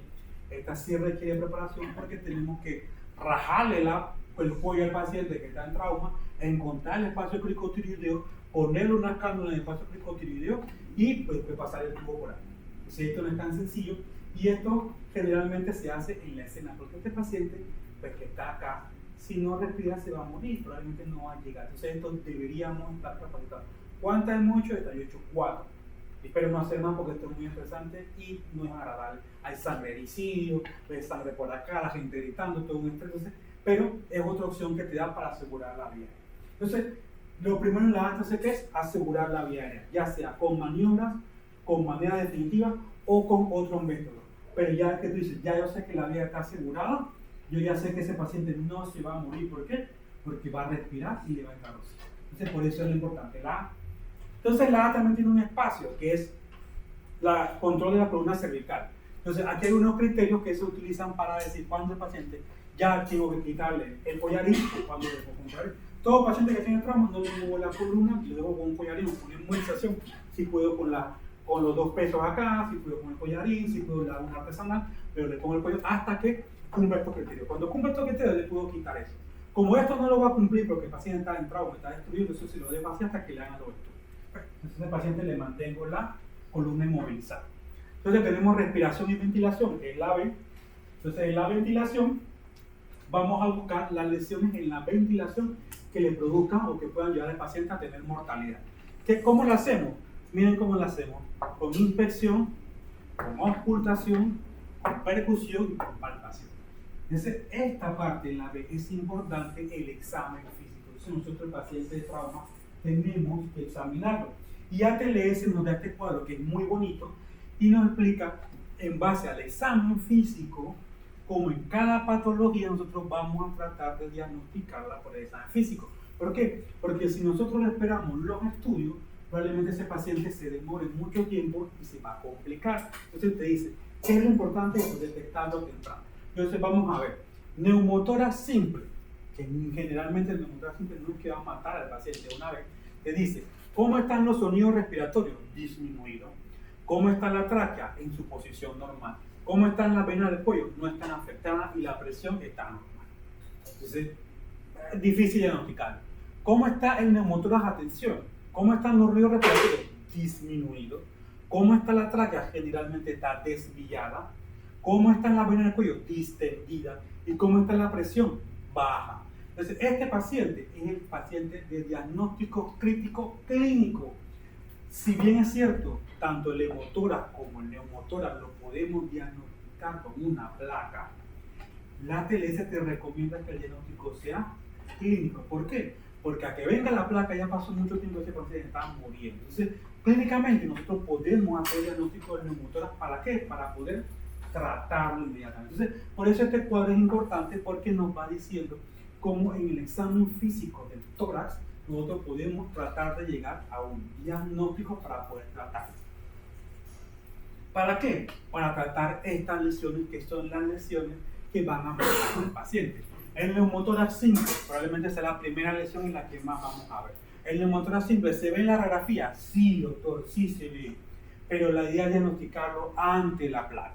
¿Y qué consiste el neumotórax? Hay una lesión que puede ser por un objeto, puede ser por el golpe, puede ser donde las dos pleuras se separan y entre el espacio pleural se llena de aire. ¿Qué pasa con el espacio pleural se llena de aire? Aumenta la presión y comprime el pulmón. Entonces ese pulmón ya no va a trabajar de una forma adecuada. Si ese aire, no se llega a corregir, ese pulmón se va a seguir desplazando, hasta que va a comprimir el corazón y el pulmón del otro lado. Y en este momento se llama neumotórax a tensión, porque va a comprimir tanto que al comprimir el corazón va a hacer que el corazón no pueda bombear la sangre y el paciente va a entrar en shock. Y este shock se llama shock obstructivo. Entonces, ¿eso se puede en la placa? Sí, se puede en la placa. Aquí miren. Pero cuando llega de la placa a hacer esto, este paciente está moribundo. Entonces le vamos a hacer tratamiento, pero se va a morir porque ya se echó a perder. Entonces, por eso ATLS te dice, el diagnóstico de esto, si bien es cierto que puede hacer por radiografía, el diagnóstico de esto es clínico. Nosotros tenemos que hacerlo con el examen físico. Y cuando hacemos el diagnóstico, ¿qué hacemos, doctor? Vamos a hacer una toracotomía de emergencia. ¿Y qué es una toracotomía? Meter algo, un objeto en el tórax y sacar ese aire. ¿Cómo lo hacemos? Pues alguien aquí vio The Good Doctor. El primer capítulo de Good Doctor, el Good Doctor es un doctor cirujano que es como autista y que el primer capítulo un man se cae y tiene una neumotora de atención y el man lo diagnostica, le pone una pluma y le saca el aire. Eso es mentira. Eso va a pasar en las películas. Aquí no va a pasar así, pero lo que sí va a pasar es que en el segundo espacio intercostal, en la línea medio clavicular, donde está la tetilla, para acá arriba, por arriba, vamos a poner una aguja para sacar el aire. Pero no una aguja cualquiera, una aguja grande que permita que el aire salga. Eso que me va a dar tiempo, se llama aguja en sello de agua y me va a permitir que salga el aire mientras yo hago mi tratamiento definitivo. ¿Cuál es mi tratamiento definitivo? Colocarle un catéter en la línea axilar anterior, en el cuarto o quinto espacio intercostal para que salga el aire. Ese catéter puede ser un catéter como que este catéter se llama catéter pigtail, el rabo de puerco, que es un catéter pequeñito porque va a pasar aire por ahí, o puede ser un tubo pleural, que es un tubo grandote así, que es como de 28 a 36 French, y donde va a pasar el aire también. ¿Por qué preferimos esto? Porque esto es menos invasivo. Esto tiene 16, 14 French, mientras que el tubo pleural tiene 28 a 36. Como va a pasar aire por ahí, el aire no se coagula. Entonces permitimos que el aire pase y sale el aire y se resolvió el problema del neumotórax a atención del paciente. Y en la B ya salvamos la vía intermitente, porque si nosotros no hacemos esto, nuestro paciente se va a morir por esto. Entonces por eso la ATLS te dice, en la B tú busca y lo resuelves. Ya, lo encontraste y lo resolviste. ¿Qué otra cosa vamos a buscar? Y digamos, o sea, un paciente que le pase eso en la calle y uno tenga pues la suerte de que está por ahí. O sea, Cuando llegan los paramédicos usan esto. Si tú no sabes poner un tubo pleural, si tú no tienes la herramienta, pero tienes un paramédico con un catéter, usa un sello de agua que lo colocas en el segundo espacio intercostal, línea medio clavicular, sacas el aire y te lo llevas hasta alguien que te paga con un tubo pleural. pero, o sea, supongamos por una aquí enfermada que la ambulancia no llega en 10 minutos, sino como en media hora. Uno que, o sea, uno mira, hace, ¿no? No hace nada. No puede hacer nada. Ah, ok. Porque esto se tiene que resolver sacando el aire. Y no agarrar una pluma y un cuchillo como un doctor hace esto porque va a hacer más daño. Esto tiene que hacerse bien, con asepsia, con antisepsia y con el tema adecuado. Entonces eso es lo que hay que hacer, es esperar que vengan y que puedan comprimir. Si tú no sabes poner un tubo pleural, siempre está el segundo espacio. Si tú sabes poner un tubo pleural, lo ponemos acá, que es lo que hacemos nosotros. Ya nos vamos directo al tubo pleural. Entonces, seguimos con la B. Existe otra lesión que se llama French Shapes, en español se llama tórax inestable. El tórax inestable no es más que una fractura que ocurre de 2 o más costillas pegadas, miren aquí son 3, y que la costilla tenga 2 fragmentos de fractura. O sea, aquí tiene 2, aquí tiene 2, aquí tiene 2 y son 3 costillas. Cuando la costilla tiene 2 fragmentos de fractura y son pegadas, aparece el tórax inestable. ¿Qué es el tórax inestable? Miren que el arco costal ese se desprende del arco costal normal, o digamos del arco costal, y cuando usted respira, él no se conecta y él no va a inspirar. Y usted hace así y usted ve como el tórax se va expandiendo y un pedazo se hunde. ¿Por qué? Porque este área queda desconectada del árbol costal. Mientras más grande tenga, más espacio usted no puede inspirar. Y si usted no puede inspirar, ¿qué pasa? Usted no puede intercambiar oxígeno. Entonces, ¿qué hay que hacer con este paciente? Lo que se llama la venda del complejo. Hay que vendarlo para tratar de aprestar la tórax sin que se llegue, eso produce mucho dolor y se pueda mover al unísono. Mientras este paciente, el tratamiento definitivo es dormirlo, ponerle un ventilador para que eso cicatrice. ¿Sí? Entonces, lo diagnosticamos, eso es sorprendente porque se llama respiración paradójica, porque tú haces inspirando y la parte que está desconectada se hunde. Cuando tú expiras, la parte que está desconectada sale. Entonces se llama respiración paradójica. También podemos tener el neumotórax abierto. ¿Qué es el neumotórax abierto? Es cuando una lesión cortante hace un hueco y perfora y entra el aire de afuera. En el neumotórax simple no hay pérdida de la continuidad. En este sí hay un orificio, una puñalada, algo que hace que el aire entre. y ese aire va a entrar y no va a poder salir porque siempre va entrando por ahí. ¿Y eso a qué nos va a llevar? A que eventualmente se va a colapsar y va a ser un neumotórax a tensión. Entonces yo tengo que resolver. Doctor, facilito, le tapo eso y lo resuelvo. Claro que no. Lo tapa y le va a peor al paciente, porque entonces va a hacer un efecto que se llama de válvula y el aire que entra no va a poder circular y se va a amontonar y el paciente va a hacer un neumotórax. Entonces no es tan sencillo. ¿Qué hacemos? Si yo no tengo cómo poner un tubo pleural, porque este es el tubo pleural, que es lo que hay que hacer, yo hago algo que se llama el cierre en 3 partes. Le pongo un apósito y le pongo un cierre aquí, un cierre acá y un cierre acá. ¿Por qué? Porque este efecto va a hacer que cuando él inspire, cuando él haga esto, el aire no entre, porque se va a cerrar esto. Pero cuando él expire, el aire va a salir por aquí, no va a ser el efecto de válvula. Entonces, esto lo hacemos momentáneamente para que el aire no entre tanto y no se me forme el neumotórax. Pero esto, que es el tratamiento o el dressing en 3 partes, no es un tratamiento. Esto lo que hace es que me da tiempo para que yo pueda poner un tubo pleural. Entonces, doctor, ¿le meto el tubo por el mismo hueco? No. Yo busco mi espacio, le pongo el tubo pleural, veo que el tubo pleural funcione y si puedo cerrar el defecto, lo cierro. Si hay que hacer algo más al defecto, pues se hace. Pero ya cuando tengo el tubo pleural, ya yo sé que el efecto de válvula no se va a hacer, el paciente no va a hacer neumotórax. Entonces, tubo pleural, pero el dress en 3 espacios me da tiempo a que pueda hacer un tratamiento definitivo. ¿Qué otra cosa tenemos? Tenemos la ruptura diafragmática. ¿Y qué es la ruptura diafragmática?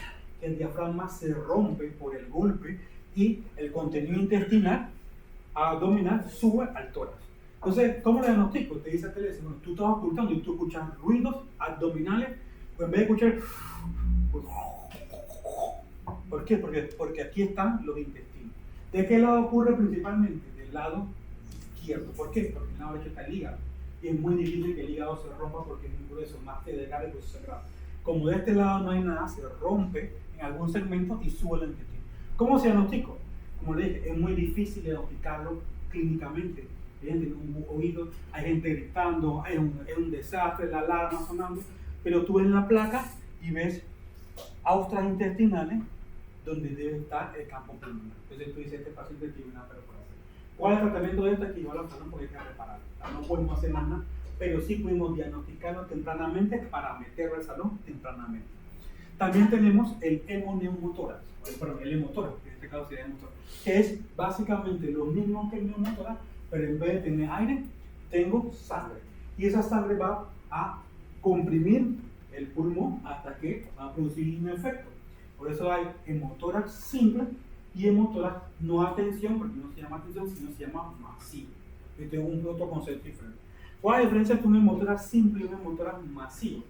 Este tratamiento es el mismo. Ustedes tienen que el paciente tiene hemotórax, el tratamiento es el mismo. ¿Qué voy a hacer? Poner un tubo pleural. ¿Por qué un tubo y no un pisteo, doctor? Porque el pisteo dijimos que es 14 y 12 French, que eso es muy chiquitito. Y esto va a botar sangre que se va a coagular y va a tapar el catéter. Yo tengo que poner algo grueso que pueda pasar la sangre sin que se coagule. Entonces le pongo uno de 28, de 30, de 32, de 34. ¿Y de qué depende esto? Depende del tamaño del espacio entre las costillas que tiene cada uno. Si es una mujer generalmente pequeña, le vamos a poner un 28. Pero si es un hombre como yo, no me van a poner un 28, me poner un 32, un 34. ¿Por qué? Porque mientras más grande, menos riesgo de coagulación tiene. Eso sí, duele más colocar. No, pegamento. O sea, tú le colocas el tubo y comienzas a tocar la sangre. Y te salen 1500 ml de sangre de una vez. Ese paciente le está desangrando por ahí. ¿Qué hago yo? Clampeo el tubo, le paso sangre y llamo al salón de operaciones porque tiene un hemotórax masivo. ¿Qué significa eso? Que se va a desangrar por el tórax y hay que llevarlo para abrirle el pecho para ver qué arteria es la que está sangrando y tapar. Porque esa arteria no es una intercostal que está sangrando, esa es una mamaria o algo más que está sangrando. Entonces, ¿qué otra forma? Yo le pongo el tubo, doctor, y lo dejo ahí, botó 500 y a la hora botó 200 más, y a las 2 horas 200 más, y a las 2 horas 200 más. Entonces yo digo, ese paciente también tiene un hemotórax masivo. ¿Por qué? Porque ha tenido un flujo constante de sangre durante 2 a 4 horas mayor de 200 ml. Por eso tú tienes que monitorizarle cada vez que tienes esto horariamente el drenaje de sangre del paciente. ¿Por qué? Porque ese paciente que sigue botando 200 ya no está botando probablemente un intercostal, está botando otra arteria más pronunciada, sangre. Entonces, ATLS te dice todas estas lesiones que yo voy a ver en el RIF porque son las que van a matar a mi paciente. ¿Y qué voy a hacer con cada lesión? Tratarla. La veo, la trato, la resuelvo y sigo avanzando. Entonces llegamos a la C. Vamos a ver la C. Ya vimos las vías aéreas, ya vimos las lesiones directoras que lo van a matar. Ahora vamos a ver la lesión en la C. Si normalmente yo no tuviera el XABC, aquí es que yo voy a tratar la amputación del paciente. Imaginen todo lo que yo estoy viendo y el paciente ya se desangró. Entonces por eso aparece el XABC. Entonces en la C yo voy a buscar las lesiones que causen hipovolemia, sangrado. Que miren que no es el más común de los shocks, pero es un shock importante y es el más importante en el paciente que sangra. Pero ATLS te dice algo. Nunca se te olvide que también hay otros sangrados, otros shocks que no se producen a sangrado. ¿Cuáles son esos shocks?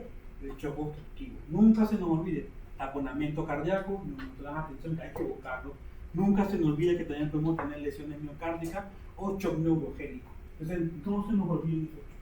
Y aparece esta clasificación que es la más importante para determinar el shock. Esta clasificación cataloga el shock en shock menor o sangrado menor, sangrado moderado y sangrado mayor.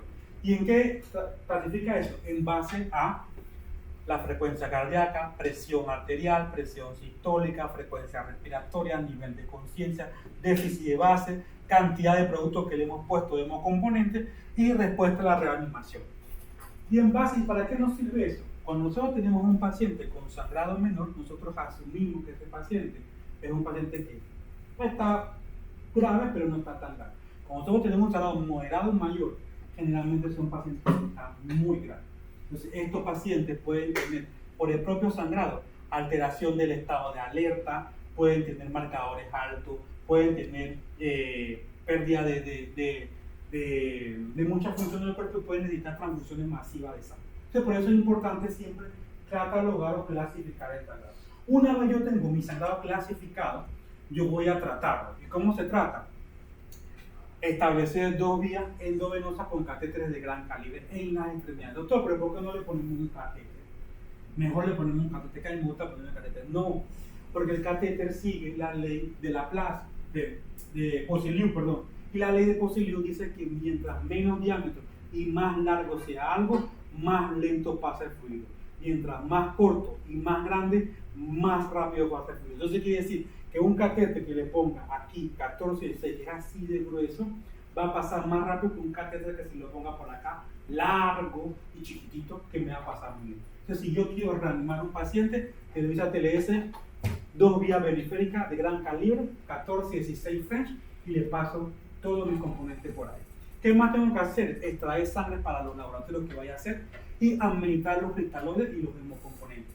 ¿Qué son los hemocomponentes? Los hemocomponentes son la sangre, la plasma, las plaquetas, todas estas cosas son hemocomponentes. ¿Y qué son los hemoderivados? La albúmina, el factor filinógeno, el factor activado de plasma, son derivados de los componentes de la sangre, pero no son sangre como tal. Entonces, en la C, ATLS, desde 1997, integra algo que se llama FAS. ¿Qué es el FAS? El FAS no es rápido. El FAS significa Focus Abdominal Sonography of Trauma. Y es nada más que menos que un estudio que va diseñado a poder encontrar sangrado en ese paciente de trauma. En 1997, el ATLS se incluye en la parte de la evaluación de la C, el uso de FAS. Entonces, ¿qué hacemos del FAS? Agarramos un ultrasonido y vamos a buscar diferentes ventanas para ver si hay sangrado principalmente en la cavidad abdominal, porque nosotros no tenemos unos rayos X para ver y está sangrando de la barriga. Entonces utilizamos ultrasonido. Utilizamos la ventana de Morrison y aquí entre el hígado y el riñón vemos si hay sangre. Y si hay sangre ahí, ¿qué quiere decir? Que el hígado o el riñón derecho están sangrando, porque son los órganos sólidos los que más sangran. Me voy para el lado izquierdo, busco el vas y el riñón, se llama periesplénico, y miro si hay sangrado. Si hay sangrado ahí, quiere decir que o el riñón o el vaso está sangrando. Y si no, me voy a la suprapúbica, por encima de la vejiga, y miro la vejiga y lo que está por encima, para ver si algo más está sangrando y discurre hacia acá abajo. Pero también voy a buscar el corazón en la fosa subsidiaria para ver si hay taponamiento cardíaco. Entonces busco sangrados aquí abajo y taponamiento cardíaco acá. ¿Para qué? Para resolverlo. Y eso son las ventanas y lo que buscamos cada uno. Pero aparece en el año 2008 el FAS extendido que se llama IFAS. ¿Y por qué? ¿Por qué se extiende? Porque sale una quinta ventana, que es la ventana, digamos, torácica, donde usamos el ultrasonido para ver si tiene neumotórax.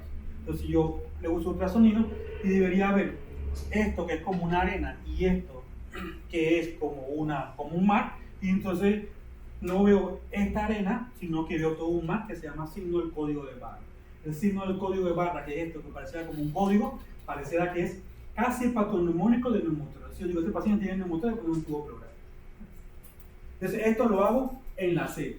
Ya le busqué el sangrado, lo contuvo, le tomé la muestra, le puse el líquido y le hago el FAS.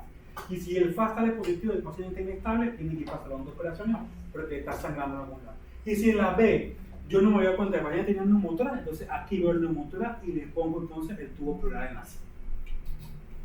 Y ATLS nos pone estos puestos, nos dice, no se nos olvide algunas otras lesiones que sangran bastante y que pueden producirle shock a mi paciente. ¿Como cuáles?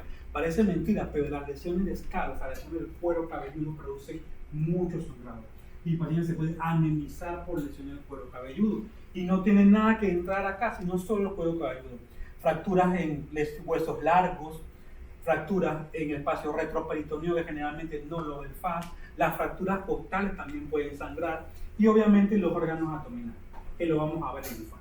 Y siempre nos dice, no se nos olvide, ATLS nos dice, nunca se nos olvide la pelvis. Miren la cantidad de sangre que amortigua la pelvis cuando tenemos una fractura de pelvis. Se supone que la pelvis puede tener de 1.5 a 2 litros de sangre almacenados ahí. Entonces, si un paciente tiene 2 litros aquí y una persona normal tiene de 4 a 5 litros, prácticamente están perdiendo la mitad de la sangre de su cuerpo. Se va a estar muy mal. Entonces, por eso dice, cuando tú veas una fractura de pelvis, tienes que saber que hay un sangrado muy importante allí que hay que resolver. ¿Qué hacemos con la fractura de pelvis? Le ponemos algo que se llama la sábana de la aplicación para cerrar la fractura de pelvis y entonces esperar que eso se pueda resolver. Porque hay que meter la sábana de operación. Pero lo hacemos nosotros mientras va a salón de operación. Entonces después pasamos a la D y en la D vamos a buscar el estado de conciencia de ese paciente, que muchas veces va a estar deprimido porque el paciente ha perdido sangre, porque se golpeó la cabeza, pero también hay otras cosas que pueden tener, porque el paciente tiene hipoglicemia, porque el paciente está tomando alcohol. Entonces no siempre van a ser lesiones, sino hay que buscar otras causas que el paciente tiene deprimido. Y para eso entonces tenemos esta escala que se llama la escala de Gladstone. Todo paciente de trauma tiene que tener una escala de Gladstone. Entonces hay que tratar de hacerle. ¿Quién hace esa escala? El primero que hago el paciente, o sea, el que está en respuesta primaria. Para poder tener un Gladstone. Si tiene Gladstone de 8 o menos, hay que intubar a ese paciente, acuérdense, porque es una indicación para asegurar la vía aérea. Entonces, escala de Gladstone tenemos que saber de arriba a abajo y de abajo para arriba tenemos que saber la escala de Gladstone. Y por último, entonces, tenemos la exposición. ¿Y qué es la exposición y control ambiental? Nosotros tenemos que desvestir todo al paciente. ¿Por qué? Porque nosotros le dimos el tórax, le dimos el abdomen, le dimos la cabeza, pero cuando nos damos cuenta, el paciente tiene una lesión por acá atrás que no le hemos visto y que capaz es lo que tiene así. Entonces, por eso hay que desvestirlo y voltearlo. Hay que cubrirlo siempre con cobertores limpios o dispositivos de calor. Este paciente hace hipotermia por todo el golpe, por toda la situación. Y si hace hipotermia, se lo lleva a acidosis, y la acidosis lo lleva a coagulopatía, y la coagulopatía lo lleva a la muerte. Entonces, por eso hay que evitar que el paciente pierda calor. Hay que mantener una temperatura adecuada. Entonces, nuestros hospitales, si han ido a nuestros hospitales, todos nuestros hospitales están fríos, pero frío terrible.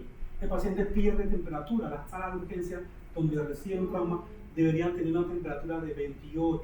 Pero si tú pones 28 y yo estoy sudando, no quiero trabajar, yo quiero que esté 16. Entonces, ese es un problema que siempre ha existido, no solo aquí, sino en todos lados. Entonces, ¿qué tengo que hacer? Calentar las soluciones antes de administrar, porque si en la temperatura ambiental la tenemos, las soluciones ahí, y está a 14, cuando le pongo la venoclisis, hay una donde está en 14. Yo necesito que esa venoclisis llegue en 35. Entonces, hay calentadores en Punta Pacífica y aquí en el seguro tenemos calentadores donde tú le pones la temperatura que quieres, le pones la lubricante y ya te la calienta y la pasa caliente. ¿Para qué? Para que el paciente no esté hipotermia. Entonces, esas son cosas que te recomienda TLS. Una vez ya yo hice la A, B, C, D, E o el X, tuve que agregarlo, yo voy a hacer los complementos de la revisión primaria. Porque nosotros hicimos el ABCD, que es la ABCD con la reanimación a la misma par. Visto, tratado. Visto, tratado. Ahora vamos a hacer los complementos de la revisión primaria. ¿Y qué vamos a hacer? Monitorizar a ese paciente y buscar cualquier situación que esté alterando a ese paciente en la monitorización. Y lo otro es hacer los ayudantes de la revisión primaria. ¿Y qué son los otros ayudantes? Colocarle los oxímetros de pulso, medir la frecuencia cardíaca, tomarle gases arteriales, tomarle una cardiografía. Miren que no hemos hecho tomarle gases arteriales hasta acá le tomó gases arteriales al paciente. Vamos a hacerle examen físico seriado, vamos a hacerle otros estudios diagnósticos si no lo hemos hecho anteriormente, vamos a hacer otras intervenciones si no lo hemos hecho, vamos a tomar ahora la placa de tórax y vamos a tomar la placa de pelvis ahora. No en la revisión primaria, ahora, porque en la revisión primaria nos enfocamos en la clínica. Vamos a ponerle ahora una sonda Foley y una sonda nasogástrica para descomprimirlo. Vamos ahora a seguir monitorizando el EKG del paciente. O sea, no lo hacemos al comienzo, porque al comienzo lo que queremos es salvar la vida y después entonces vamos a buscar cierta otra cosa. Cuando tomamos los laboratorios en el paciente de trauma, ¿qué laboratorio tomamos? Pues el pH es lo más importante porque queremos ver la hemoglobina y el urinálisis también. Pero la prueba de función renal, la prueba de función hepática, los electrolitos y los tiempos, eso no es importante en el paciente. Porque el paciente de trauma es un paciente que en teoría estaba normal y que sufrió un golpe. Y el golpe no le va a subir el sodio, no le va a subir el potasio, no le va a subir el magnesio, no le va a subir la creatinina. Entonces nosotros lo que necesitamos es el pH para ver la hemoglobina y el urinálisis para ver si tiene sangrado del nódulo. Que son las cosas que queremos ver. Ya. El resto de las pruebas sí van a ser importantes, pero más adelante. La CPK solo para pacientes con sospecha de trauma por aplastamiento, porque se queda aplastado el músculo y el músculo comienza a liberar CPK. El resto, generalmente no. Tipaje RH cruces, sí, va a depender de la cinemática de trauma. Los pacientes graves, todos van a tener tipaje RH cruces porque tenemos que pasar. Y la gasometría arterial también es importante. Pero la química, no sé si van a pasar, pero a los internos les gusta correr a tomar la química, todos los pacientes toman pH, electrolito, creatinina, procalcitonina, que si PCR, eso no importa en el paciente de trauma, porque el paciente de trauma es un paciente que en teoría estaba sano y que se descompensó por el golpe. Eso va más adelante a dar problemas. ¿Y qué otra cosa? La serie de trauma y el famoso PAN-SCAN, body-scan o tomografía de cuerpo completo, es lo que te dice TLS. ¿Qué es la serie de trauma? La serie de trauma son 3 radiografías que se utilizan para poder diagnosticar las patologías más importantes del paciente. La radiografía lateral de la columna cervical, la radiografía AP de tórax y la AP de pecho. Si vieron en antes, casi que todas las patologías pulmonares nosotros las podemos diagnosticar, o la mayoría, con esta. Esa es la parte más importante. Pero no te dice TLS que la pongan después de la revisión primaria en los ayudantes. ¿Por qué? Porque nosotros vamos a tratar de hacer el diagnóstico clínico o con ultrasonido que están en la cama del paciente para después tomar la placa. Pero la placa de tórax es lo que más información nos va a dar del paciente con trauma. Y la radiografía de pelvis, porque la radiografía de pelvis nos va a decir si el paciente tiene fractura de pelvis y ya sabemos que la pelvis sangra de 1.5 a 2 litros y que si sangra, pues, tiene fractura de pelvis, pues hay que correr porque no se va a estar muy bien. La radiografía cervical cada vez está en desuso y ATLS en la última edición, la 11ª, la quita. Y no sé si se pueden dar cuenta, pero aquí que aparece en los anexos de revisión primaria, ATLS la quita. Y te pone tórax y pelvis rayos X.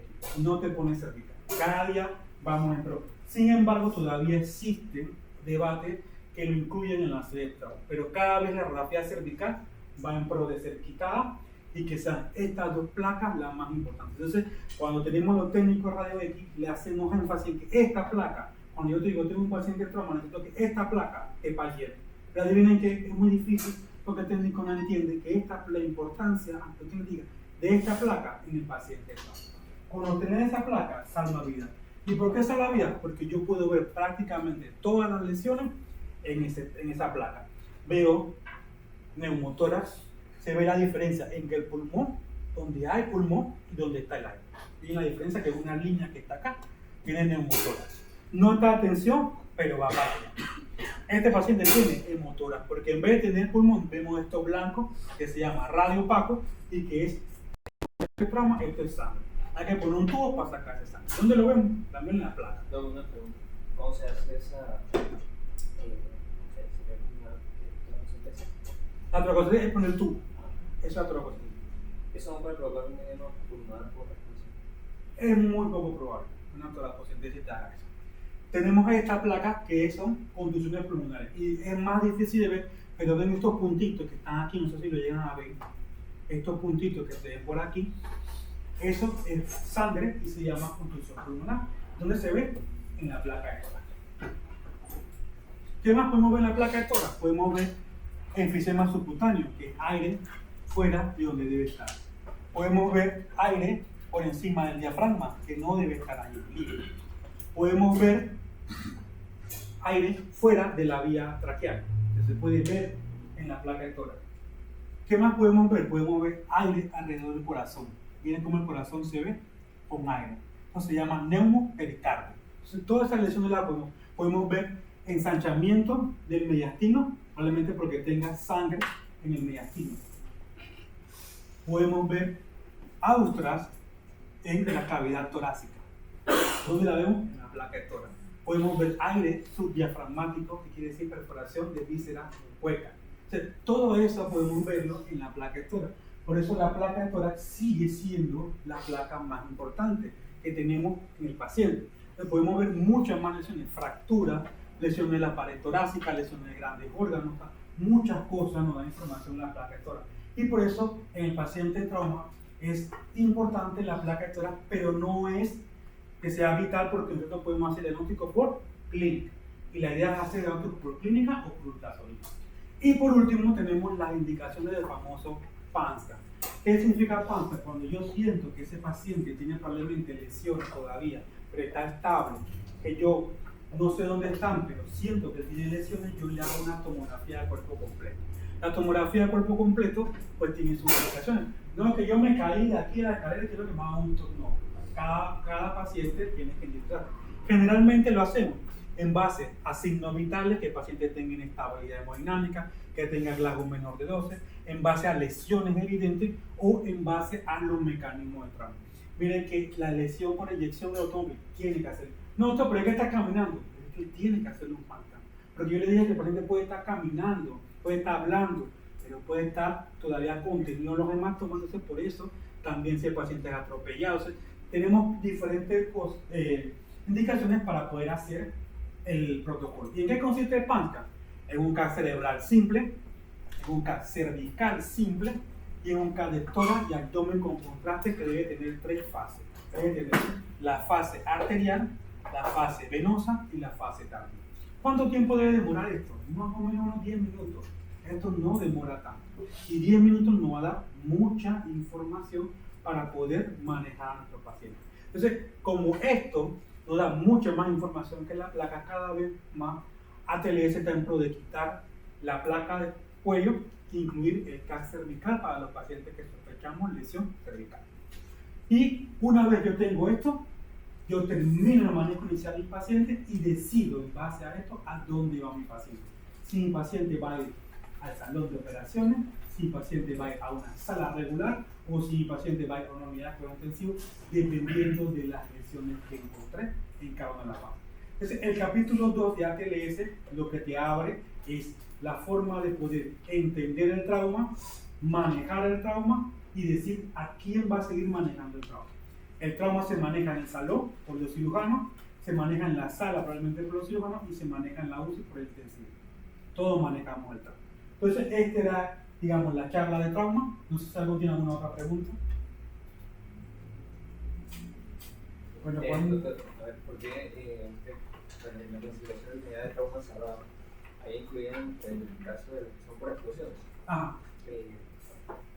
Está bien, sí es cerrado, pero digamos las que liberan fragmentos. Igual sigue siendo un trauma cerrado. Sí, porque la explosión lo que va diseñada es a que tú puedas volar, a que tú salgas expandido. No va diseñado a perforar tu piel. inicialmente, que tú, porque salió proyectado por Esquirla, porque salió proyectado con un pedazo de metal y que perfore, pues inicialmente el trauma pues viene siendo un objeto cerrado. El objeto no está diseñado para perforar tu piel, lo que pasa es que los otros objetos que salen pues perforan tu piel. También con el síndrome del latigazo, o sea, ahí se puede ver lo mismo que decía la lesión axonal difusa. No, la lesión axonal difusa es otra lesión totalmente diferente y que se ve en el trauma craneoencefálico. Es muy difícil que tú veas una lesión axonal difusa en el trauma síndrome del latigazo. Podría haberla, es muy poco probable. Es otra clasificación para trauma craneoencefálico específico. Creo que no hay. ATLS tiene un capítulo de trauma craneoencefálico, que es el capítulo 7 o 6, no me acuerdo. Y que habla, pero traerlo acá era muy largo, así que le traje fue el manejo inicial del trauma. Y vamos a hablar de esa ahorita de quema. Vale, sobre, o sea, a nosotros nos pasó el marino, pero ¿digamos de eso o de eso? El marino en trauma no casi que no te da mucha información. Y el fundamental es un resumen bastante más o menos de ATLS. Lo ideal sería, si tú quieres aprender trauma, ATLS. Las preguntas van a venir de la clase, lo que sea en la clase y pero lo mejor es ATLS. Entonces pueden ir al baño mientras se estiran. La otra clase es más corta. Esta es el más corta.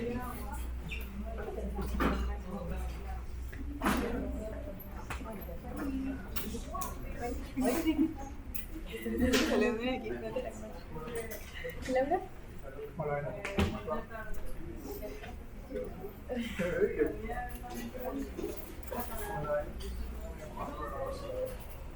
Todos pasamos a la grabación.